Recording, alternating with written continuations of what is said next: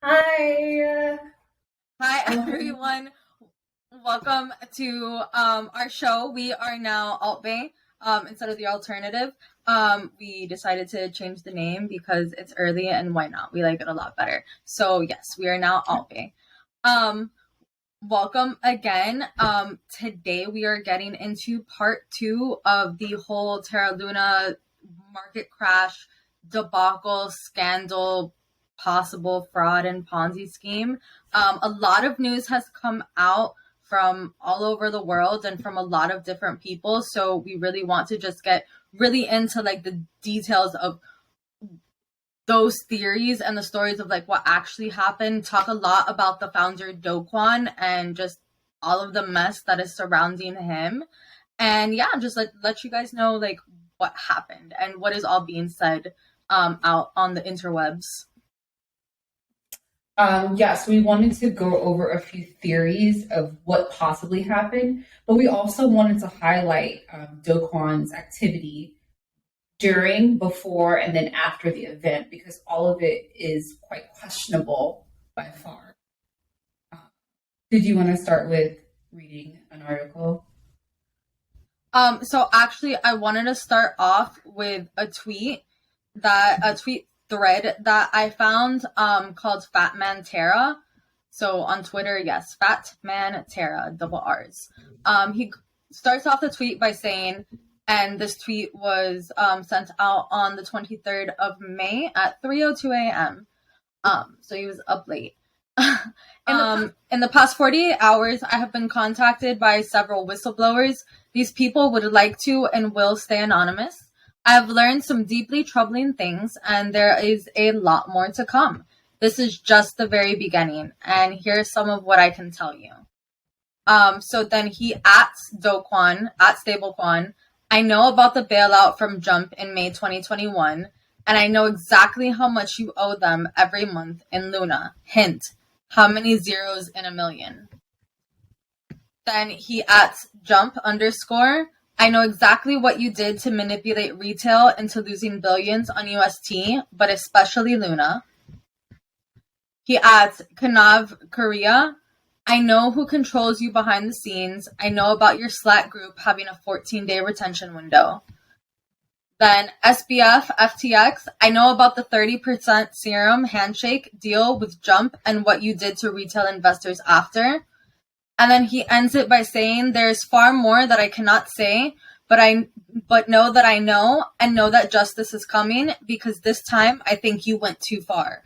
This time you killed people. Someone has to fight for them. If I go, someone will take my place. There's nothing, just the start. Go time. That's ominous.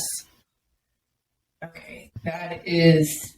So I'm getting that Baby made deals on deals. Like he made side deals with a whole blockchain slash stablecoin. And that is. You think so? Yes. Because this whole situation gives me the vibe of someone who owes someone a lot of money and they don't know how to get the money out. But a crash of this size, hypothetically, it would be it's like, oh, I owe you money, but all the money is gone. It's like seriously, like you owe someone a lot of money, but you're suddenly robbed right before you're supposed to give it back. How are you gonna give it back? Publicly, everyone knows you were robbed. So hypothetically, how are you going to give it back? Crypto's not insured.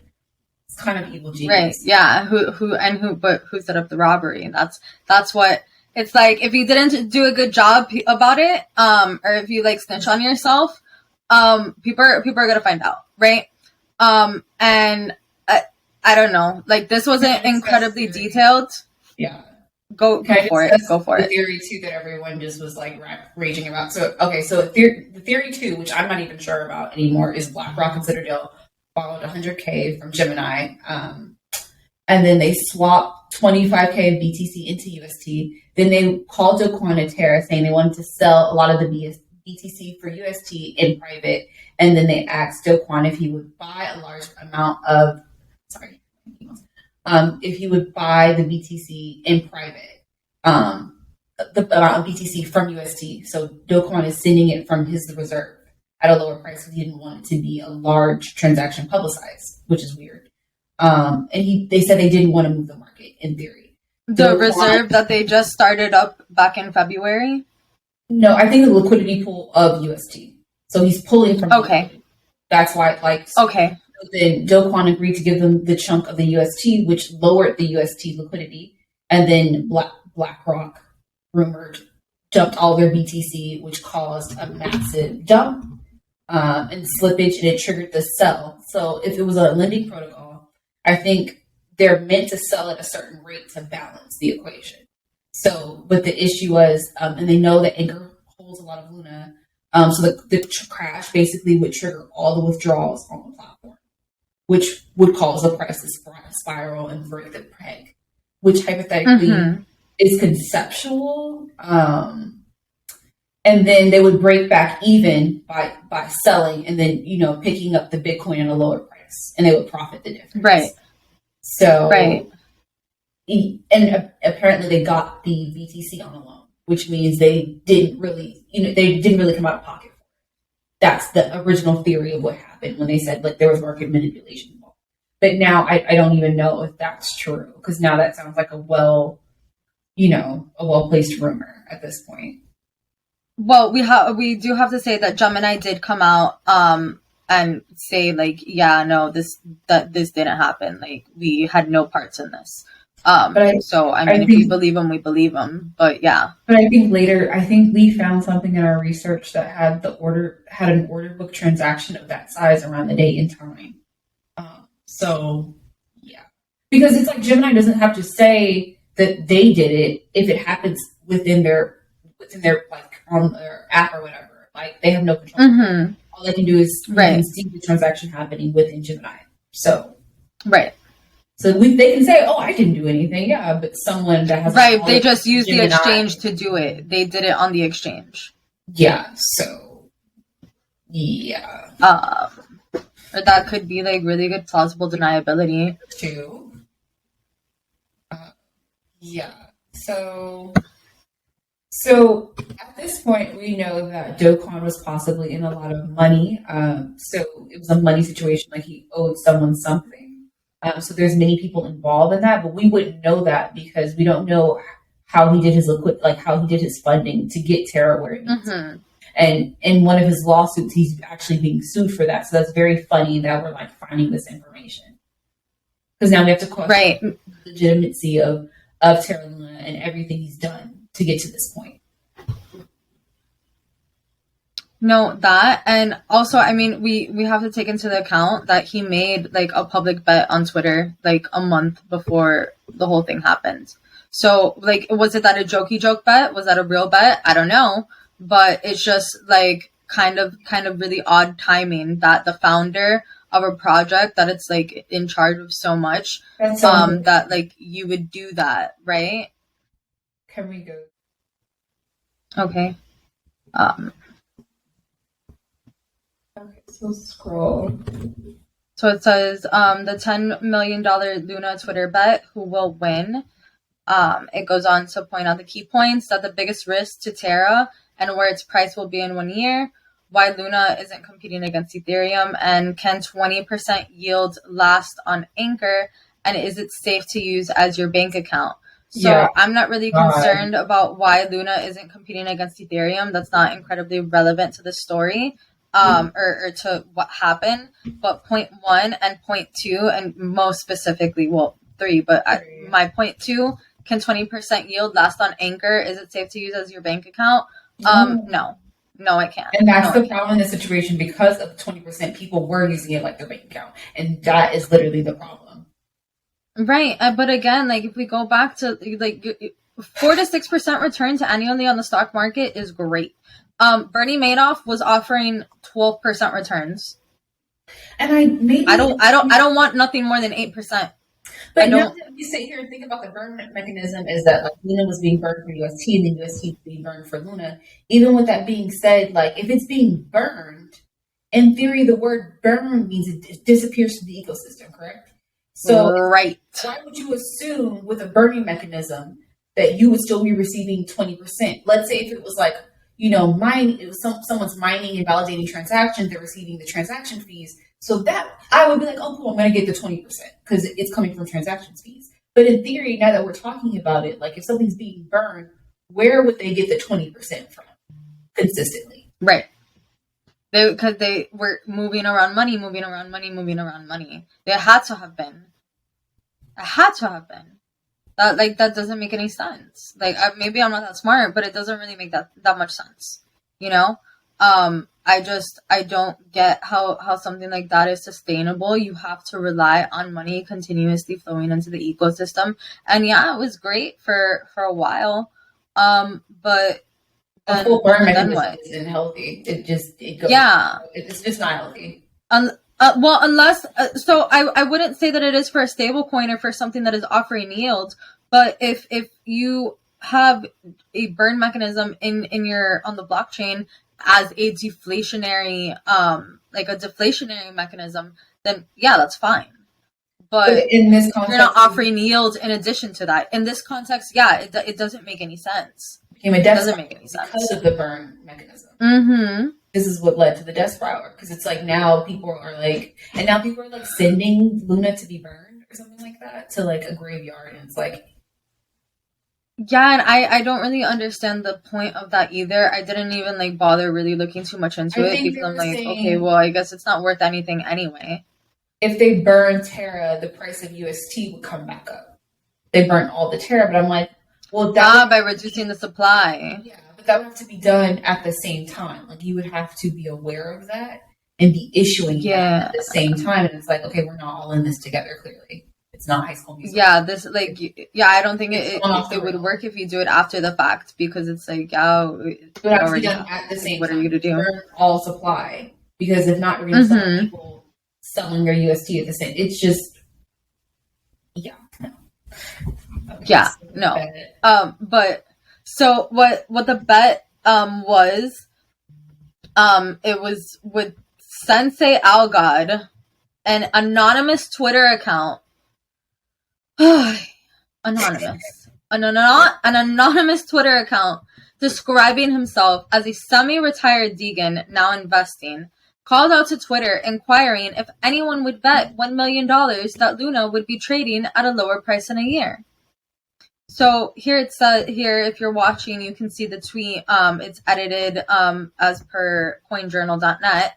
I will read it out to those that are just listening.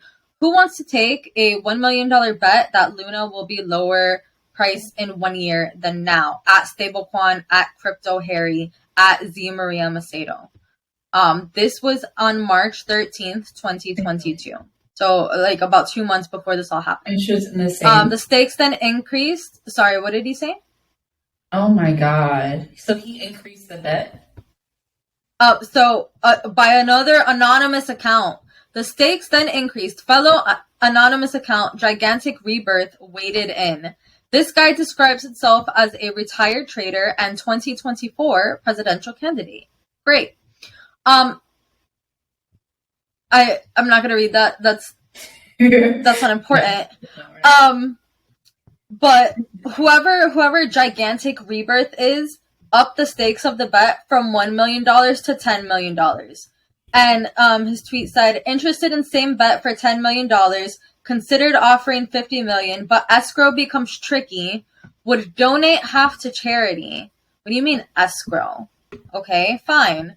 Expert price to pump short term, but in 1 year, supremely confident the current narrative is lost at StableQuan.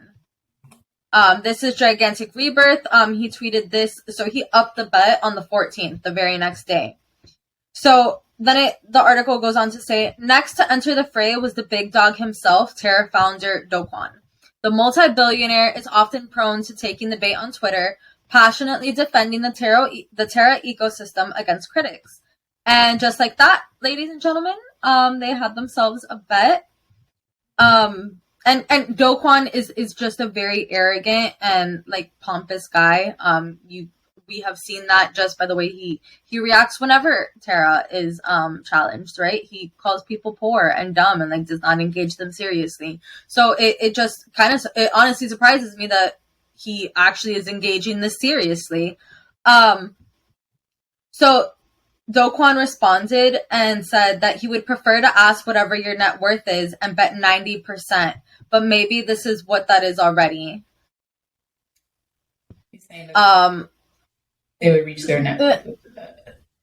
Yeah, and he was like also low key calling him poor. Yeah. Quickly the tables will turn on you. Right. So the article asked, so who's going to win? It wasn't Luna. Luna didn't win. The two anonymous Twitter guys that he made the bet with, they're who won. So he owes them $10 million too. Well, I mean, if they're actually really anonymous, because if they're anonymous, how do you pay them back? Unless they're like hackers and they, played into what happened and they figured out like how to get everything to slip and spiral. Well, either they found a way to like that know of him and are aware of him, or maybe Do Kwon knows who they actually are, and they were able to get their money. They were able to get their bet. I don't know. They're anonymous, unknown. They're eggs. So it's super sketch, super shady, and like, how are you, the owner, the founder of a whole ecosystem, going to do that? What gets me the most is that the just total audacity of this man to be like, you know what? Third project, because his very first project that was an algorithmic stablecoin failed. This is the second one, Luna, failed. Now we're like, oh yes, we're gonna not even fork it. We're just gonna create a whole new Before we talk about that, can we show the clip of him trying to explain what he would do? If something went wrong, how he would just dip on a project. Essentially, y'all, I really wanted to blind react to this, but it doesn't. No, it's fine. It doesn't even matter because it's so absurd. I want to know the exact date this was recorded because to me, it's like someone saying, if I commit a crime, this is how. It's like O.J. Simpson when he wrote that book. If I did it, sir, maybe you shouldn't release a title that correlates to a crime that let's not apply evidence. It's just so absurd. Yeah. I still need time to process how absurd this is. So give me a second, y'all. Okay, because I had never seen anyone behave like this. And also, after the fact, we did learn that his legal team quit. His entire legal team quit. Yes, the entire legal team did quit. That is like hilarious. And also a big sign that, I don't know, maybe you guys shouldn't like invest in the 2.0 if all of the lawyers quit. I don't know. After watching this video, if you still want to invest in the 2.0, they go for you. This isn't financial advice. I'm not a financial advisor. Please consult with your own financial whoever. Not me. I'm not. This is gonna get uglier because we're gonna start tallying up what's owed from Do Kwon based upon all his actions, and we're already at 10 million. It's so ugly. 1 million plus the 10 million. Dude, I don't even know. I think that was just like the bet with people, but like Terra Luna lost like billions of dollars. Yeah, I'm gonna go ahead and play this because just like we have sort of a something called a protocol Armageddon at the company. So a protocol Armageddon is that's a kill switch. So whenever we feel like we're no longer in a position to be able to best serve the community, we pull the trigger and 24 hours we're gone. We burn all of our assets, we cut all of our ties, and it's nothing.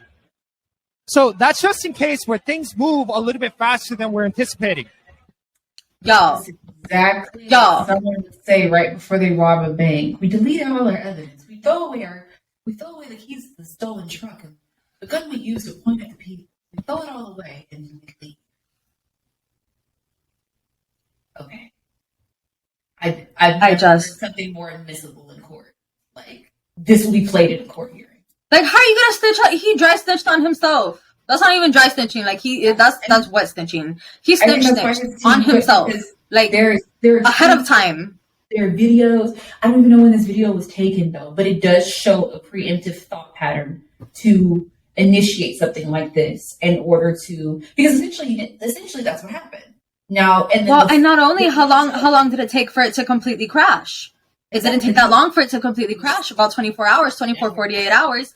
And so there was a few day period where it started like slipping a little bit, like a slow drip, and people were like saying things.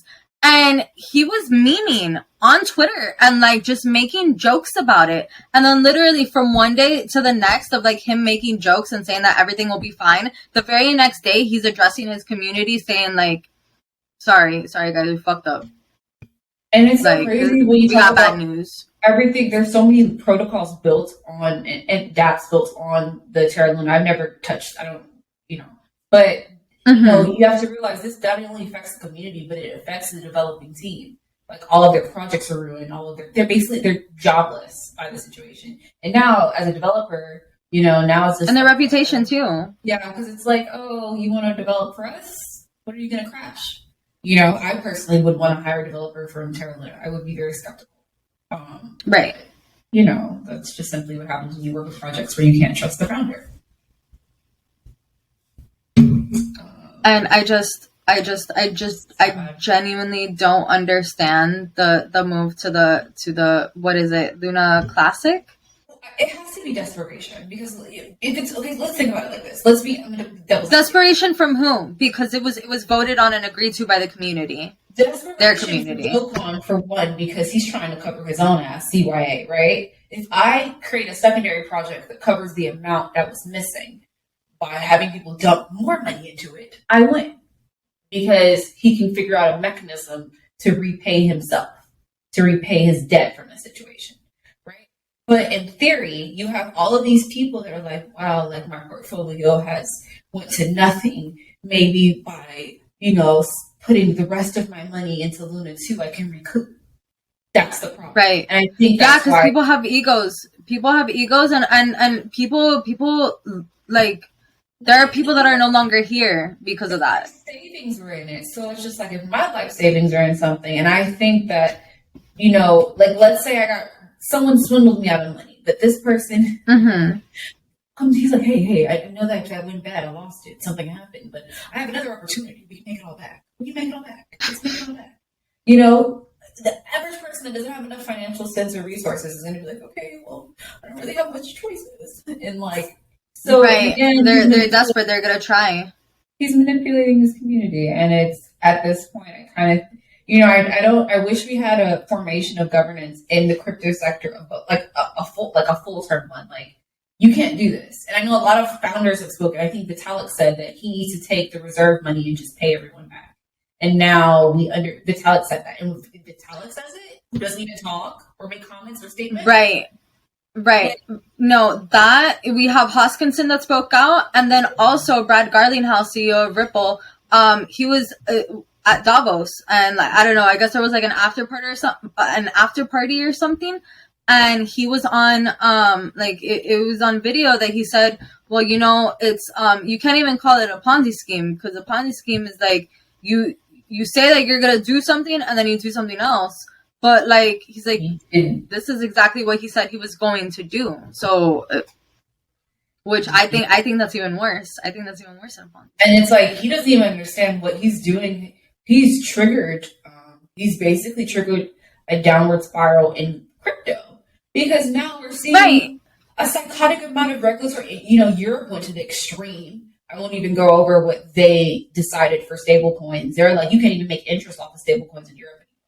That was the bill that they proposed, which is like, as it probably should be. But still, it's just like, that's a huge like gap between where we are and then where we just went right now. So he's triggered a catalyst where people are literally going to regulate based upon this event, not based upon the needs of crypto, not based upon or the need for regulation. They're going to use this single event as a testimony as to why there needs to be immediate regulation. And that's not what we asked for. That is not. I think we've all been tiptoeing, like, hey, this is cool. You guys know, like, traditional investments, everyone's doing it. You have a DApp on your phone. An exchange. Okay, Robinhood just got their after 12 years. They just got their wallet. Right. We all have been with our little feet, and this shit happens.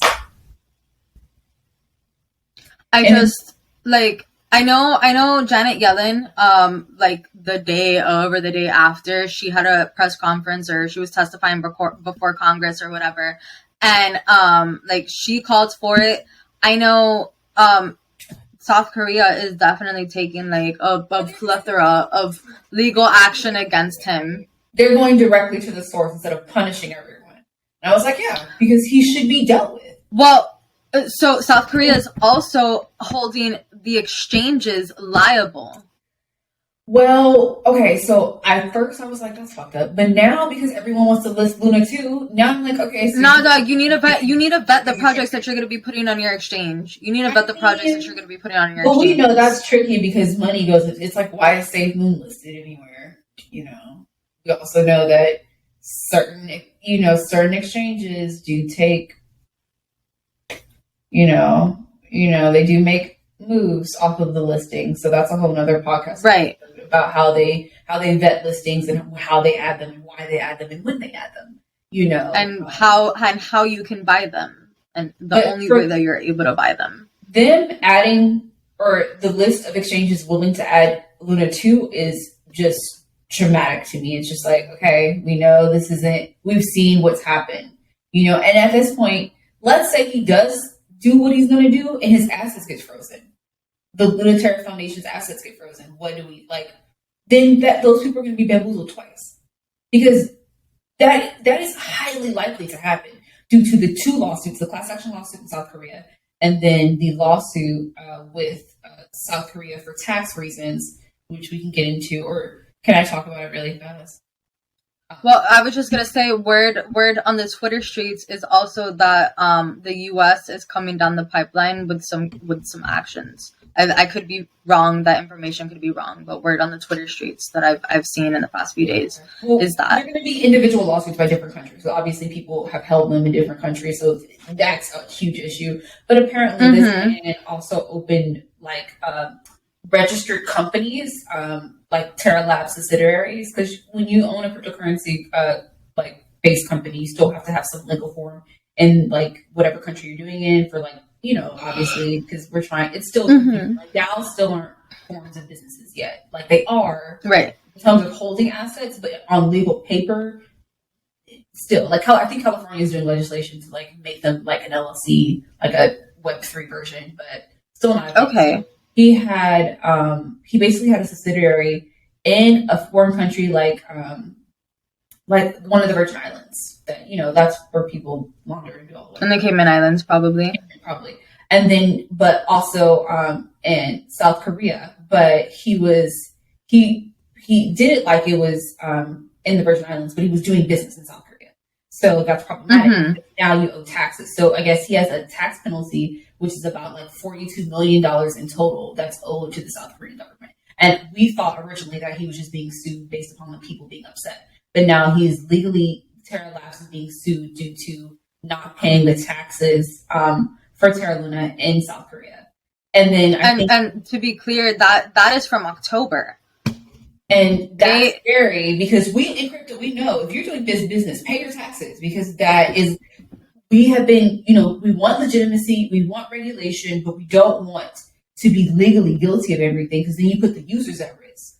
So for him to, now we don't know what you were doing. Because it's like, why were and where's your money? Where's the money? Yeah. And it's like, did you trigger a kill switch to pay the taxes that you owed, that you were charged with owing back in October when this happened in May? And then what happened to the bet that you made in March? What about that? That's weird.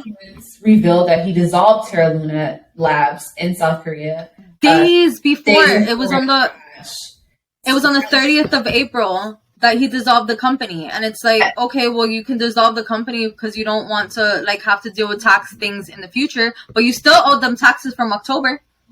You still owe them taxes from last year. He was transferring the business to avoid, but you don't do that 3 days before it crashes. 3 days before it crashes, when you have already admitted in the past that like you have a kill switch for it. It's within the year. You're still going to owe the tax liability either way, so that's not even a valid. Yeah, and that too. It's just like, it's just so absurd and like crazy to me and shady. And I just, like, I don't trust any exchange that one is willing to relist that after, like, all of this information is available. It's just, no. He liquidated 2 branches in the entire company. And then also, so, like, not, aside from just he destroyed his entire ecosystem, not only did he do that, right? The Bitcoin that he purchased back in February to start building their reserve so that there was a reserve of Bitcoin to back like whatever was needed. He ended up selling all of it to defend the peg. But then when you did that, the price of Bitcoin dropped and then the rest of the market shitted on itself.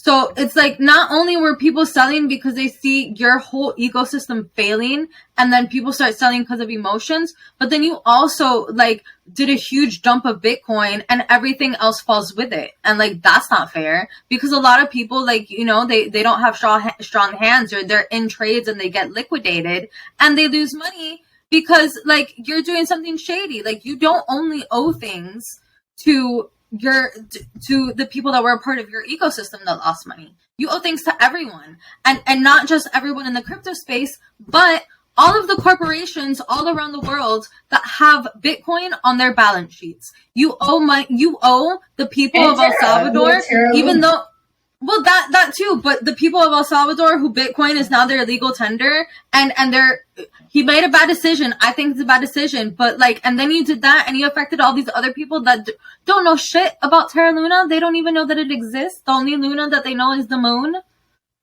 Come on. Like, I just, you know, I don't think that he should be allowed to continue to do anything.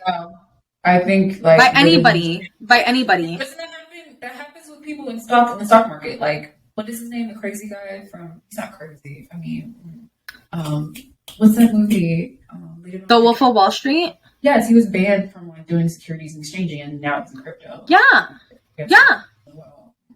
But just to refer to what he did with his corporations, he said both the Busan headquarters and the Seoul offices were slated for dissolution during a general shareholder meeting on April 30th, with demise being auctioned on May 4th and May 6th, respectively.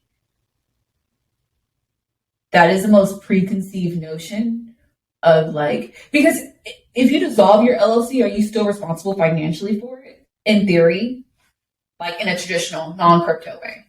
I don't know.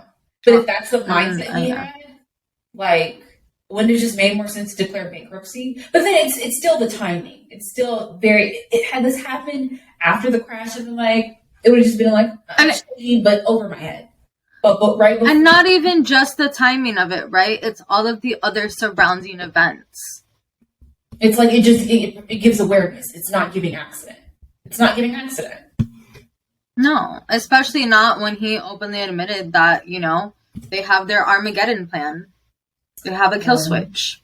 Can I just go over it? Everything to... Yeah, go for it.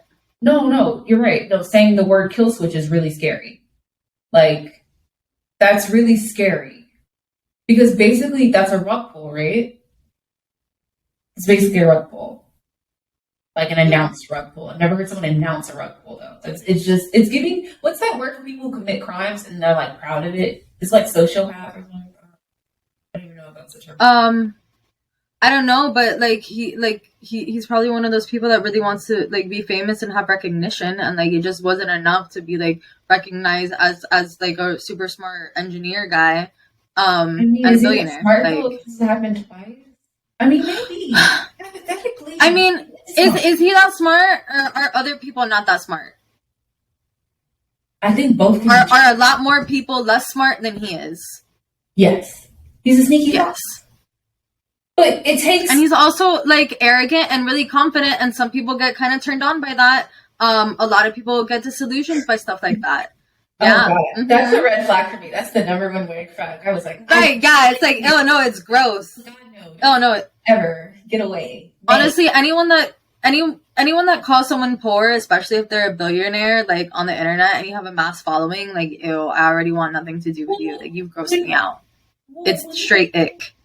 when your whole protocol basically functions by people borrowing and selling, you can't call people poor because Terra Luna wouldn't be where it's at if people didn't invest their life savings in it.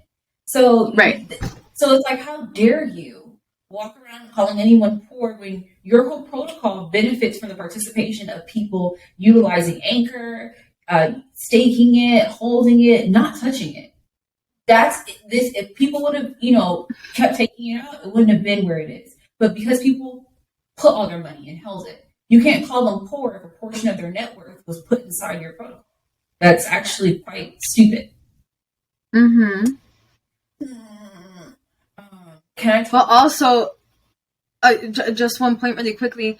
If you are like requiring people to keep everything like locked up and like just money on your project, on your protocol,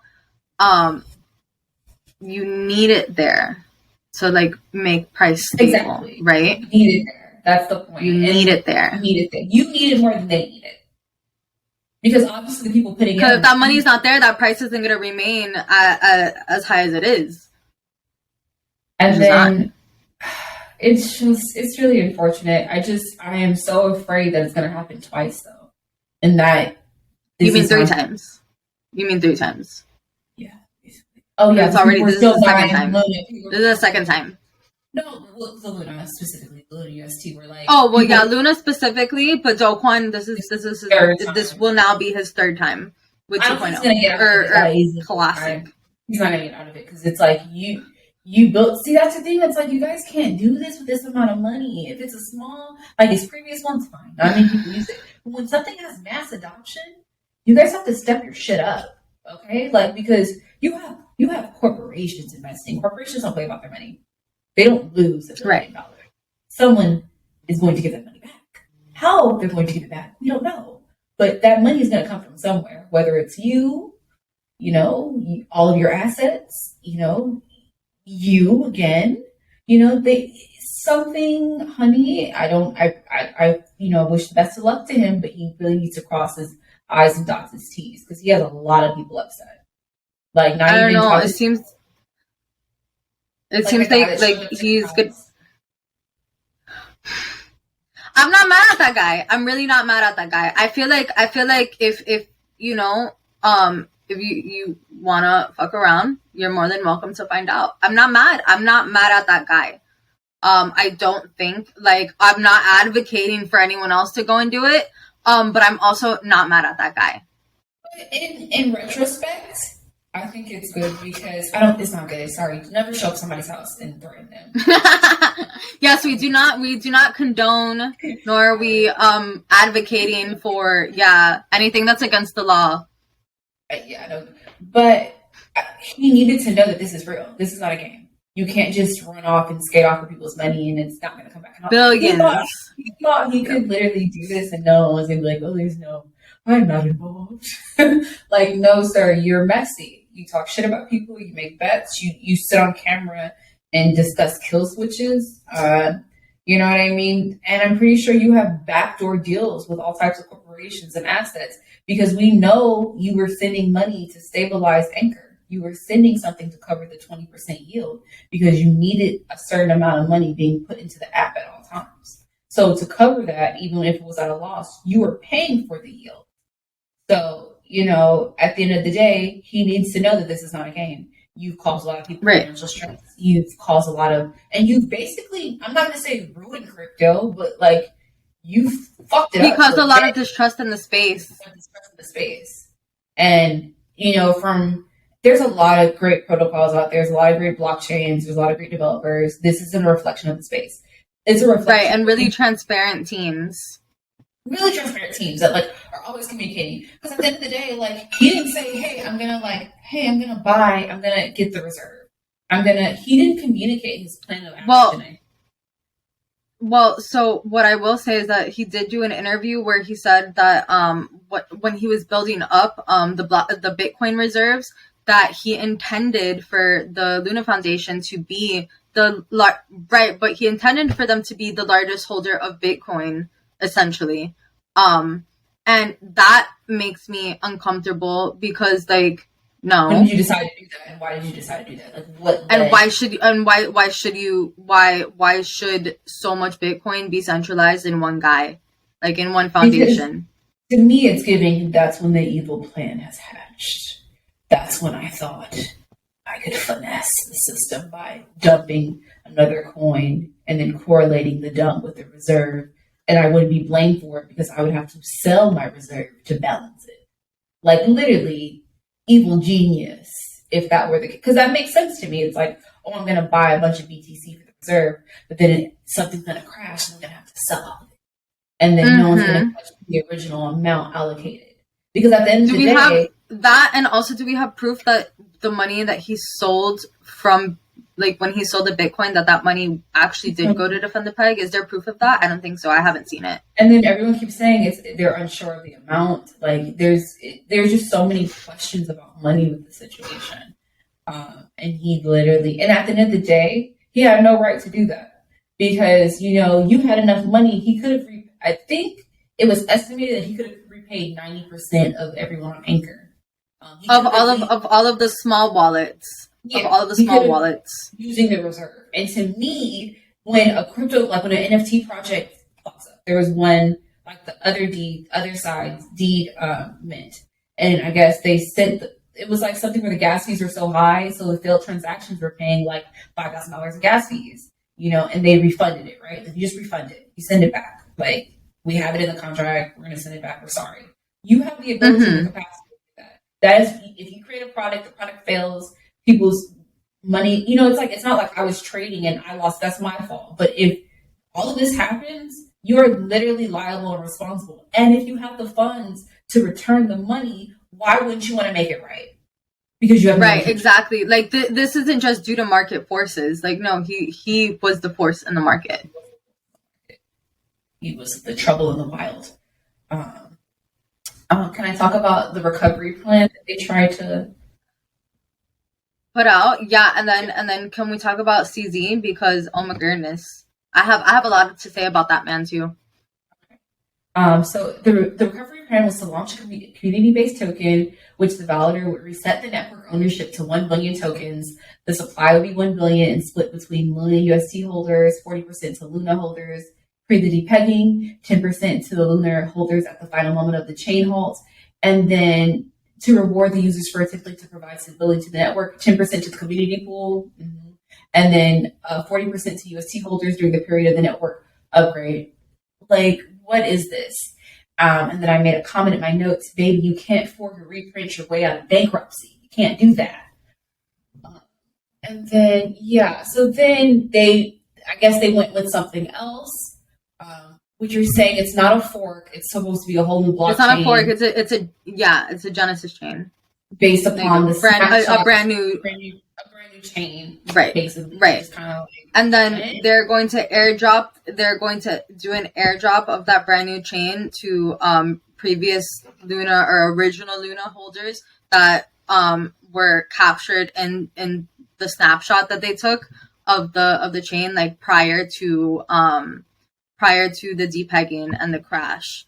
But what they're going to do is they're when they do the airdrop, and for those of you guys that don't know, an airdrop is essentially like when a project gives out like free coins or free tokens. Technically this isn't free because these people already lost a lot of money and they're trying to make it right. But they're not giving it to them all at once. They're going to give it to them in disbursements over a 3-year period. And the reason behind doing that, and not that this is an uncommon thing that is done when airdrops happen. The reason why they're doing that, quote unquote, is so that people don't just get their money and then dump it and then the project dies, right? He's kind of like forcing them. He's like, oh yeah, I'm going to give it back to you. Maybe, because we don't even know if this is going to go back up to the price that Luna was, so that people are going to be able to recoup their losses. But he's saying, I'm going to try to give it back to you, but over 3 years, $20 every 2 weeks, every time I get paid. We can't trust Do Kwon to maintain anything for 3 years. You're going to jail, sir. So I don't know. 3 years, you can be doing what? You can in shoes back to them. We need to figure out to give people back their shit before they send house on fire. Because that is and not just him, the whole foundation. The whole foundation. I'm They should sure all be held responsible. I'm pretty sure everyone has dipped. Like, if anyone has any common sense, no one is saying that they're still a part of Terra Lab. I mean, again, this man dissolved the company, so hypothetically, we don't even know what's on paper is left of Terra Labs. Like, literally, it's just the Twitter account at this point, probably. I don't know. I don't know, dude. I don't know. You guys don't get anything. Do not trust an algorithm stablecoin with it. If you can't understand how the algorithm between its native token and it doesn't make sense to you, and you can't figure it out, because it's like, solve the problem for yourself. Solve, like, what I like to look at things. So I have a weird perspective. I like to think, what could possibly go wrong? Like, that's how I engage most situations. So it's really, but it helps. It solves so many problems, honestly, on a day-to-day basis. But if you can figure out what could go wrong, and then how the stablecoin and its native token could solve that equation, and if they're avidly aware of it and they have solutions, then that's okay. But as we can see, this algorithmic stablecoin didn't have solutions. Well, maybe they did, but it wasn't clear that they were going to follow up on their solutions. I just honestly, like, I'm not that smart. So if a project just doesn't make sense to me, if it doesn't sound right, then I'm just not gonna do it. If I can't make sense of it, if it's not something that's like pretty plain out in English, that like, this is the problem that this is solving, and this is what it can be used for, and this is how it's different, if it is different than something that's traditional. Like, if I can't have those questions answered like very simply, then I'm just not going to do it again. Like, I'm smart, but I'm also like not that smart. And just to quickly add, Near has a new stable coin. It's algorithmic, but they have a situation where, like, you sell the stable coin, and then you sell it, and then you get Near, and then you sell the Near, and you get the stable coin. And then instead of it goes, when you sell it, it goes to the smart contract. It's not burned. And then instead of getting like newly minted, it comes out of a pool. So it's not appearing from fine air. We're not just minting and rebalancing. It's actually coming from a place. And then they were like, we have a reserve treasury. See, this is kind of cute. And then they're like, we have a reserve treasury team. Like, they have a team that's, acknowledgeable and responsible for maintaining the treasury at all times. And I was like, wow, that's very different. It just seems like there's a thought process behind the way it's maintained. Not simply, we just make more and then we burn it in tandem. Right. Like, how it does sound coming from. It does sound like a bit more honest. But I just, you don't play with those anymore. No. But I do think that's I don't use stable coins. I don't find them necessary. I have never, the only time I have ever found them necessary is when I'm trying to get something off of an exchange that doesn't KYC AML. So, and then I have to use a stable coin because I can't use the dollar. That's it. And honestly, like, now because of that, I personally, I'm just not even going to bother getting anything that I cannot buy directly with the US dollar. Or USDC for now.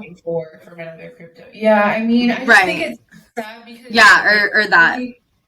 I really want to just state that, like, this is not normal. Algorithmic stable coins are not traditionally normal. They should have never been used at this high capacity. That's another thing I should have. It should have been capped. Like, there should have been a cap to the amount of Luna USD that could have been minted in this equation.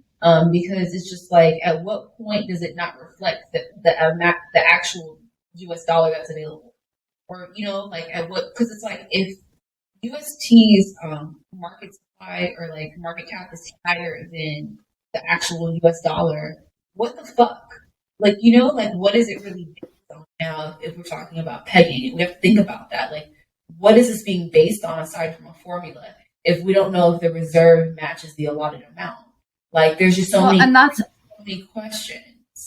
That's my issue with stable coins in general, right? Because, like, It still just doesn't make sense to me, like how you have the authority to be like, yeah, I'm gonna keep printing dollars. Like 2 years ago, a man lost his life over a counterfeit $20 bill, and we got corporations out here overseas like claiming to be pegged 1-to-1 to the dollar and like printing more of their reserves, saying that, well, printing more of their coins, saying that there's a peg, that they have the reserves, and there's no proof of the reserves. And the U.S. government, the Federal Reserve, is just like, so the reserves, hear no evil, see no evil. Need to be visible. I need to see the reserves at all times. There needs to be I don't care if it's a wallet address or like a chart or some shit. But like even with that, they can still manipulate and put fucking anything. We know that. But like, needs to be, I need to see the reserve,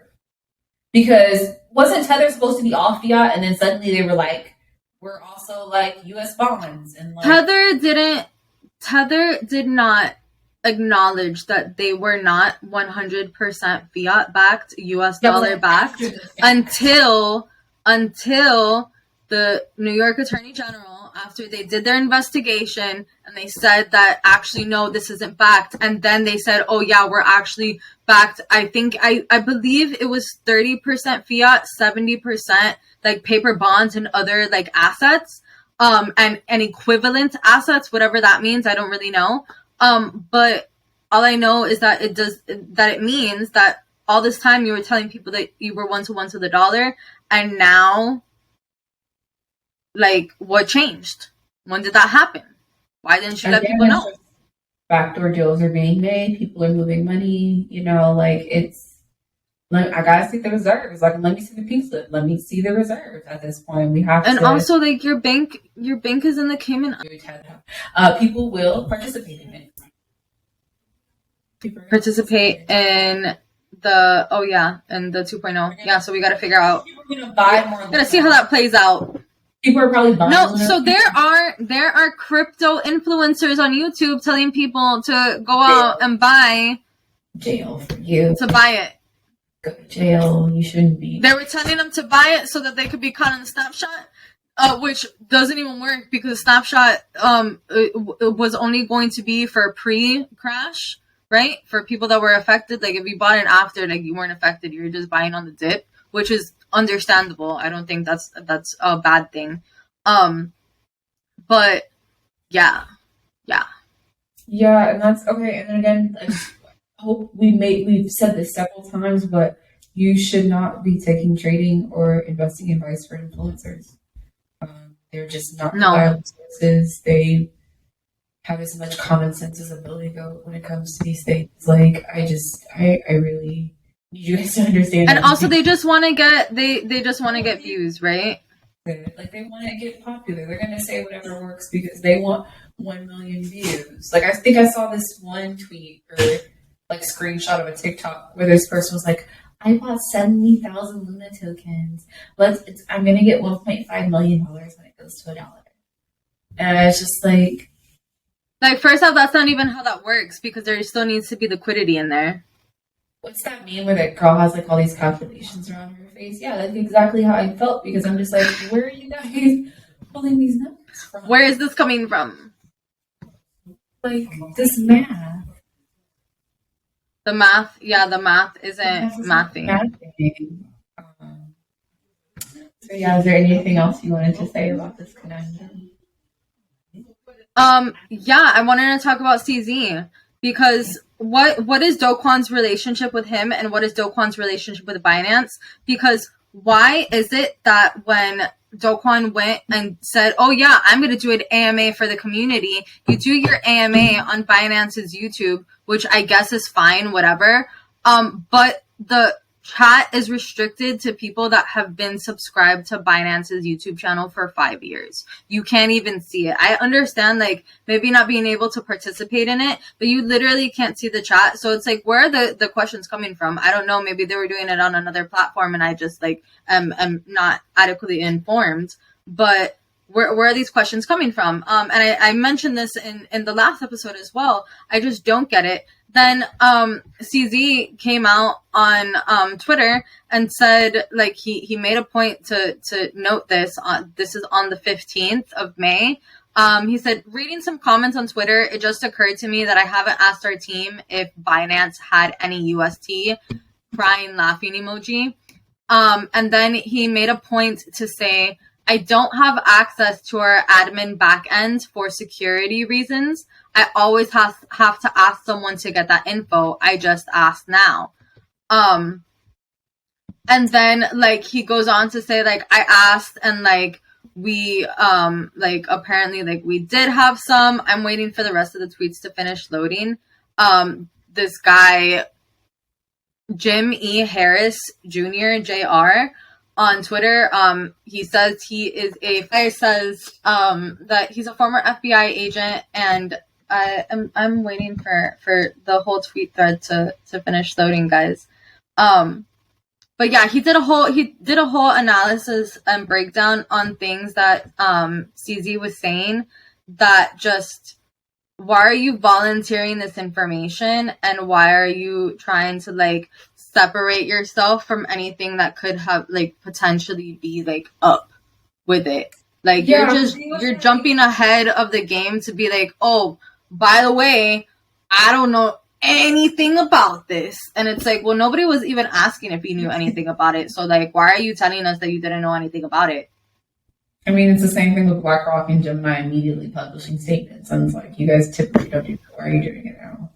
I mean, it's just yeah. bad behavior. I mean, if it's a rumor, why do you address it? But also, if it's a rumor and you're like, oh, well, people think that I'm involved in a scam. But yeah, I just, you know, you never know.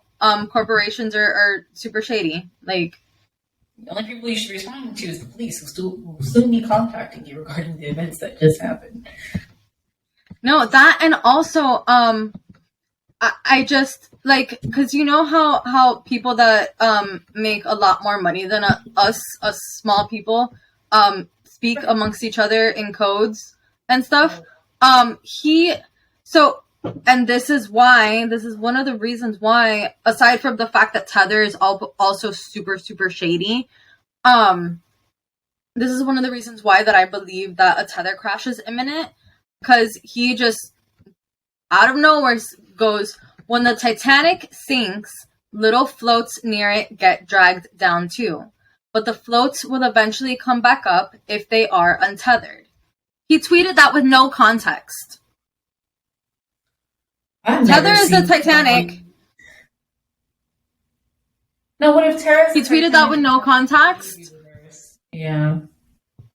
What if well, so the thing is, incident proxy, but Tether is like the little big boat. It's like a little big boat. But yeah, Terra's. The issue with Terra is when and if this does happen. But I don't think they're going to let it happen. I don't think the powers that be. I don't think the powers that be are going to let Tether crash. Tether happen? Yeah, I just don't think they will, because it's like they should have been stopped when that lawsuit happened. You know what I'm saying? Like, lawsuit happened. Why weren't we immediately regulation? Why was it just the New York? After my thing is after the New York Attorney General was like, y'all can't operate in this state, and also you guys are not backed 1-to-1. There's no proof that you're backed 1-to-1. All they have to do is give attestations from their own accountants, who again are like in the Cayman Islands. So do audits for a multitude of years. But the thing about it is, then you have to talk about time frame. Well, like if the reserve is right now, how much of a time frame do I have to go back and sue you for previously not maintaining it? It's all. Well, there's probably a statute of limitations, but my thing is that if me as an investor, me holding something, I don't want something that is artificially propped up by fake dollars. Yeah. I don't want it, because then that means that the ecosystem is really fragile and we can't trust it. And I want to be able to trust this. I don't want to have something that is at $10,000 because it's filled with like $9,000 of fake dollars. And I only actually in reality have $1,000. Because they weren't and this is a whole nother episode that we can deep dive into Tether. I think that they know if Tether goes down, BTC, a lot of things are going to happen. Everything. And Everything goes down. Pocket. Like, that's people's houses, cars. Like, and more Tether flows into Bitcoin than any other crypto. But they're not going to let that. Like, they're going to protect their investments. Like, you're going to see the corporations come out. But at the end of the day, the U.S. government, even if they say, could be. I'm sorry to interrupt. There could be more geopolitical things, like, yeah, not to be that person, but where is CZ from? China. Tether's a Chinese company. Binance is one of the biggest exchanges. A lot of Tether also flows through there. And I wonder if that's going to be a legal thing between the two countries. That's another interesting thing. Well, it's like if you want to crash your enemy's economy and you know that they have a lot of something on their balance sheets and you can like control fake dollars going into it, and then you can also, I don't know, possibly have a hand in the collapse of it, or like sanctions from our end to theirs. Like, it doesn't give me a good feeling in my tummy. Over China, when they shut down, because a lot of people didn't know, like, China had all those Bitcoin mines that, like, literally were shutting down cities. Like, they were causing power outages in cities. So they shut them down, like, but they still have their money. Like, and then when they mysteriously popped up, they have 21% of the hash rate of BTC. 21%? Like, that's a lot. That's a lot. It's a lot. Borderline centralization at that point. Again, that's a whole nother. It's not centralization. It's high concentration in a few strategic geopolitical areas, and people like, oh, I don't care about politics. Well, bro, you need to. Like, I'm sorry. Because why did they shut it down? They shut it down so they can drive the price down and then buy back in with more. But also, Doug, it's a way to hurt your enemy's economy. If our corporations, if U.S. corporations have these assets on their balance sheets and you make the market take a dump, then what happens to our stock market and all of the companies that have Bitcoin on their balance sheets? It also goes down with it. That's why crypto is so correlated to the stock market, and people don't put that together. But I'm just going to say this for this one statement.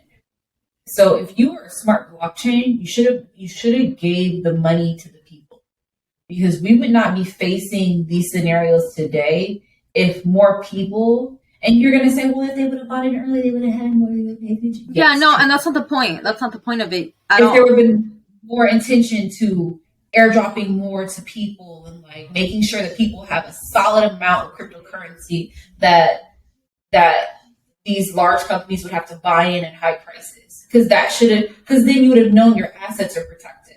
Because like people had their whole life savings in Luna UST, and it would have been the same concept as people holding on until the large brokerages came on, the large companies that could add it to their balance sheet. If there would have been more incentive in each blockchain to put the money in the hands of the users, we may not be in the space that we're in today, I think. And I know that's probably like a side adjacent note, like whatever, but I think, well, also it's a very benevolent thing. And unfortunately, I wish that were the world that we lived in, and if I were a dictator of the world, that would be the world that we lived in. Seriously, that would I because it's just it's not nice. I don't know. I don't like stepping on the little guy. I don't think it's okay. I don't think it should be fair game. I trust people. I don't trust rich people or whales to deal with crypto, but I trust people and developers to hold on to these and then use them as proof of stake and governance tokens and voting on community things. There's some people that are going to hold their crypto forever because they want to be a part of the community and want to make votes. That's right. Awesome. That's what we intended to do. This other right. No one intended is people to participate in the ecosystem. People can't participate in the Fed, but also people aren't participating in the Tether Fed or in other certain other projects. I always love a good governance protocol for sure. But it shows that they want the feedback from the community. Like, and it's like if a project doesn't care, you have the Do Kwon situation where no one got to vote on his pre-sussing after. I mean, you guys got to vote for the L2 because it obviously looks like you didn't consider the community in any of your decisions prior to this. Right. So they're going to be like, well, the community wanted an L2. They had no choice. They're making their life savings ruined. I mean, you're very limited as to what you want to do. Yeah, I definitely, I don't think could be wrong, but I don't think that it's going to like recover. It's gonna be absolute. It's giving Stockholm syndrome. Like, I have no choice. Oh, like I'm in love with my captor. Mm-hmm. Thank you for stealing all my money and then creating another way for you to steal it again. Thank you. Right, and the thing is, like, I've seen people that are like super bullish on it, like that they're really part of the community. Of the Luna community, and they're just like, oh yeah, this is totally good, and it's like, okay, Kool-Aid man, okay, like, see it through, my boy. Like some people, they're gonna write it out, and I don't. So I do to a certain degree, like some projects. I analyze projects. Like I analyze them for the founder means a lot to me. The founder doesn't give a fuck. No, that's number one rule for me. If the founder is really adjacent, has no interest, but like it's like with Vitalik, like he made it. All of the other founders that were making ETH, they now have their own projects. Like that warms my heart. It's like we started with a plan. And it's really like you truly meant to build a community. It wasn't about money for you. But when I hear someone talk like the way Do Kwon talks and like calling people poor and like it's just gross. It's really gross. No, I would never invest in a project like that. The founders mean a lot, so yeah, because that's the integrity of the blockchain. Like if you don't have integrity, you're not going to create something with integrity. Of course, you're going to run off with the bag because and that's another thing we're not talking about. So these people are holding billions of dollars. They are in charge of billions of dollars. Like you're letting someone who you're not, you don't even know, hold billions of dollars of community assets. Mm-hmm. Like we have to start. I think we have to start looking at. And I thought of this the other day. Founders hold a higher responsibility than CEOs because they developed the blockchain. They know the team. They know the code. They know the code. And they know where, the reserves are stored. They have access to money at all times. The founder is a representation of what's going to happen on the blockchain. I can identify the founder, or the founder has no coding experience or development experience, has never worked on another project. There's also indications that, this is not going to go well ever. Like SafeMoon's founder has never touched any form of cryptocurrency. I don't even know why people people really still talk about that. Tattoos. Yeah, the thing there. I don't want to get into it because it'll make me mad. But, yeah, no, it's like I don't know. It's kind of embarrassing at this point. Cultism and cryptocurrency. Well, it's just like the crypto world is incredibly tribal, but also there's a lot of tribalism between like people that are like, no, crypto's bad, and then people that are in crypto. I think that's kind of funny. And also like stuff like this makes the people that are anti-crypto like just double down into it, which is dangerous because this is the way the world is going. Yeah. And it sucks when people are irresponsible and they turn people off that are usually, marginalized communities, poor people, lower income, minorities, like they think this is their millionaire scheme instead of investing wisely. And you've talked about not putting your life savings into something because that doesn't make any sense logically as a human being. But also, again, it's just like I'm not loyal to anything in my trading. Like even in my trading portfolio for like options, I show no loyalty. Like I have long-term plans, I have price terms, I have 1 year, 5 year, I have an emergency schedule. Like if shit goes left, this is what I'm selling first. Obviously, there's projects that I love VeChain. Like I don't want to talk about it because everyone thinks it's stupid. But I like it too. I think it's useful. I think it can be really useful. Yeah, I love them. But anyway, like, personally, that's something I'm willing to lose a bag in because I believe in technology. So once again, like, I make decisions with logic. But if I see, like, so, if there's a project that I'm worried about, Solana. That's one of them that I love. I ride for Solana, but I want Solana to do well. I love Solana, but like, it makes it and Solana, like, it's not their fault. Yeah, it's not. It's their design. It's an issue with it.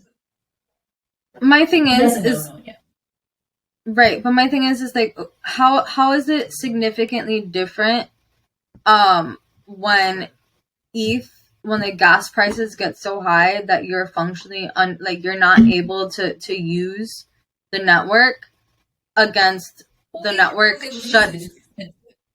Well, yeah, but like, I mean, which is psychotic. If it's so expensive that you can't use it, then effectively, like, a lot of people aren't able to use it. That is an effective, like, shutdown. Yeah, but the problem is that people still use it when it's expensive. Not I. Because he coded gas fees to match the price of ETH and then increase due to transaction use. So that is the mechanism in which it was coded. That's why it's switching to proof of stake, which actually will not apply to. That's a whole other thing. But with Solana, isn't Solana's issue that they don't have enough validators? Probably. I think it's something I can, because they are a consensus model, which I like consensus. That's why it doesn't worry me too much that, like, if the nodes were not able to reach consensus, that they were like, okay, well, we're not gonna keep going if we can't come to an agreement. It's like I think it's like some kind of hybrid whatever. I don't know. I have to agree. I'm pretty sure it's not like the same as how, like, the XRP ledger is run on, where there's like a bajillion nodes. Not really, but there's like a lot of nodes. I think Solana, instead of it having issues on its blockchain, it has like a failsafe to shut down, which I know we all hate, but I think it's inconvenient, but. It's inconvenient, no, but everyone's not paying $6,000 for a transaction. Well, that, and also, if it's inconvenient now, but if they do have the potential to scale out, and solve that problem, I think that's fine.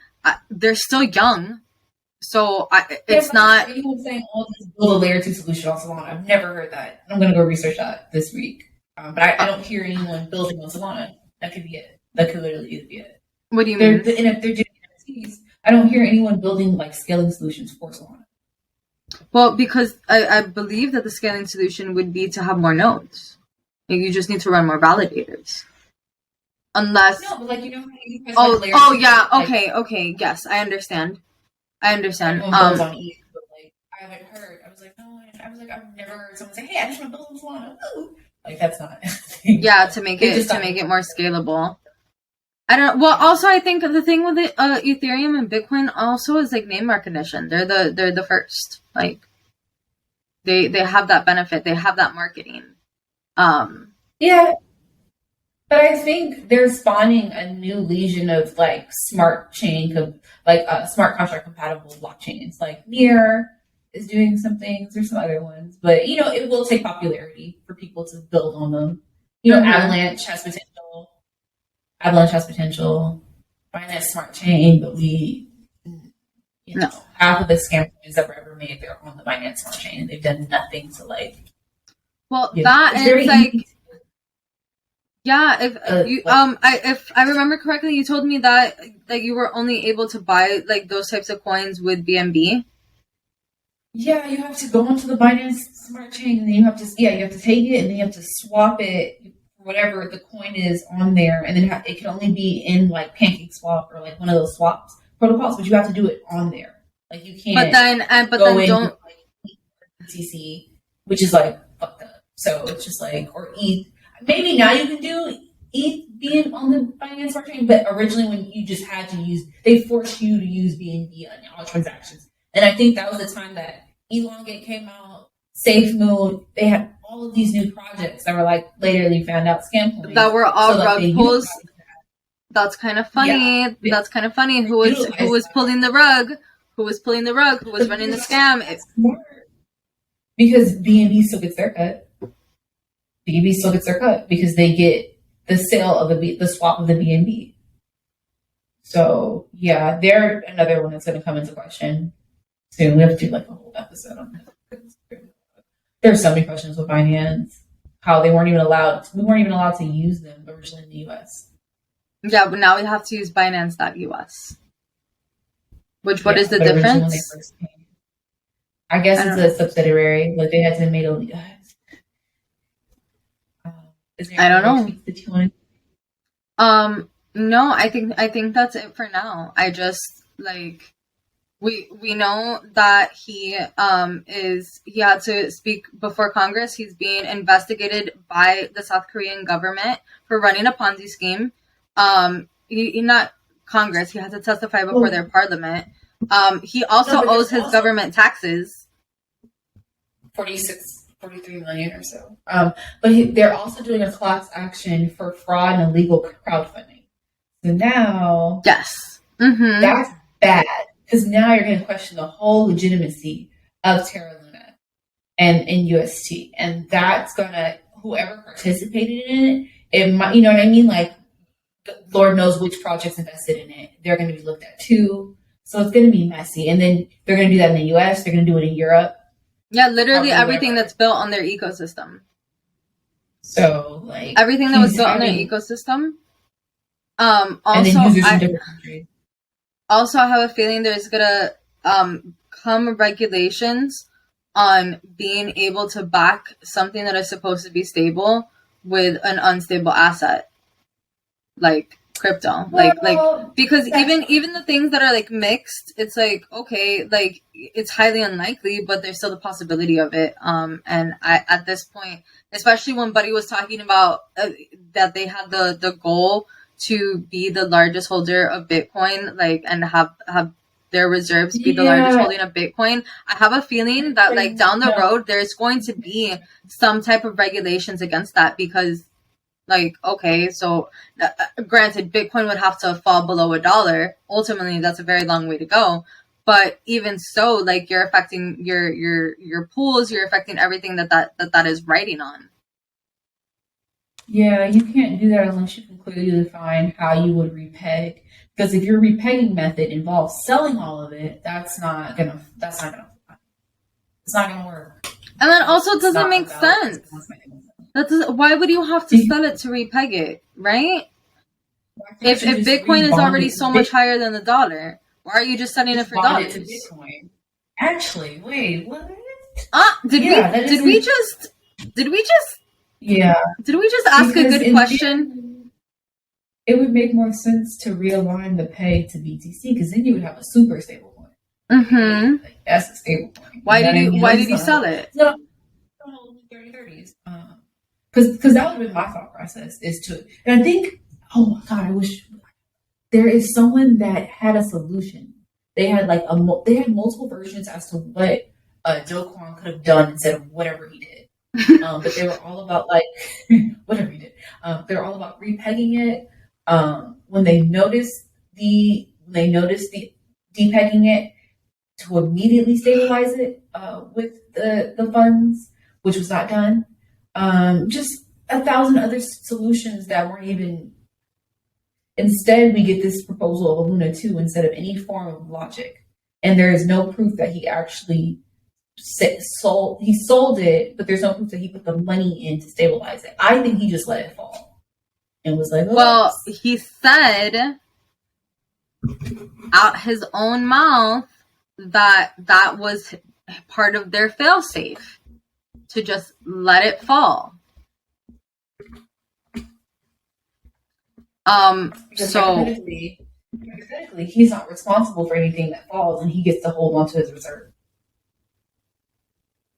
Essentially, because it's decentralized. That's what. And it's just like people know the rules. They know that there are no rules, and if you can quickly get in and out of situations, you I'm not sure how this man, like what country this man is still in, South Korea or the U.S. Like at this point, I'm surprised he didn't run. Like I don't know. I don't know. This That's feels really like some Anna Delvey shit on steroids. For real, for real. Yeah, like Because I at don't this know. point, I just feel like think- he's just really thinking on his feet and grasping at straws, and like people are going with it because of emotions. But I feel like he's just digging himself a deeper hole. yeah, that's really bad. So, if you learned anything from this podcast episode, I would stay away from this project. If you have money to waste, I guess, but I just wouldn't touch it. I don't think the Luna 2 is a solution. It is a band-aid on a bleeding wound. So, A gushing, like 4 festering centimeters, wound. poisoned, snake venom. Mm-hmm. So, And like sand. dude, that is falling into quicksand every second. So, due to all that information, please don't buy anymore. I'm begging you guys to stop buying more Yeah. UST at this point. It's just not even safe. No, and also like let us know what you guys think. Like I am really interested to like hear the opinions of like people that listen to us. Reading stuff on Twitter is one thing. But yeah, I would just really like to know what you guys what you guys think about it. After listening to us, do your own research. Yeah. Anyone that's holding Terra Luna UST, like to comment about how you feel about it, and then what are your plans surrounding it? Because I really I didn't get to talk to anyone that was currently holding it, but I would love to have a conversation. I think we would love to do an episode with people because we're just very We can find curious people. as to them.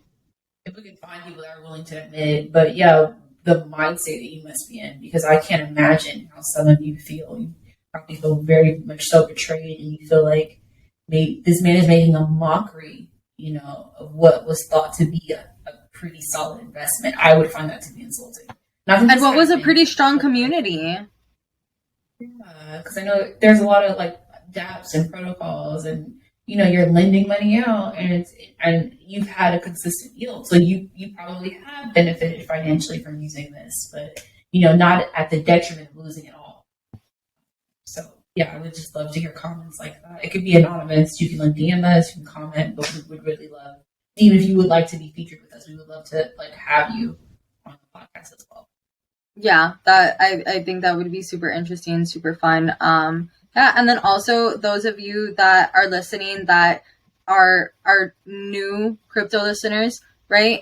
You guys really don't know or understand about the space, but if you do a little bit of your own research and you guys have questions, please feel free to leave them in the comments. DM us on our social medias. Those will be linked in the descriptions of both the podcast and the YouTube channel. So you guys can reach out to us, and we would love and be super happy to engage with you guys. So yeah, go for it. Let us know what you think. Okay, so if you guys enjoyed this video, please like, comment, and subscribe. And then we will see you on the next one. On the next one. Bye, Alt Bays.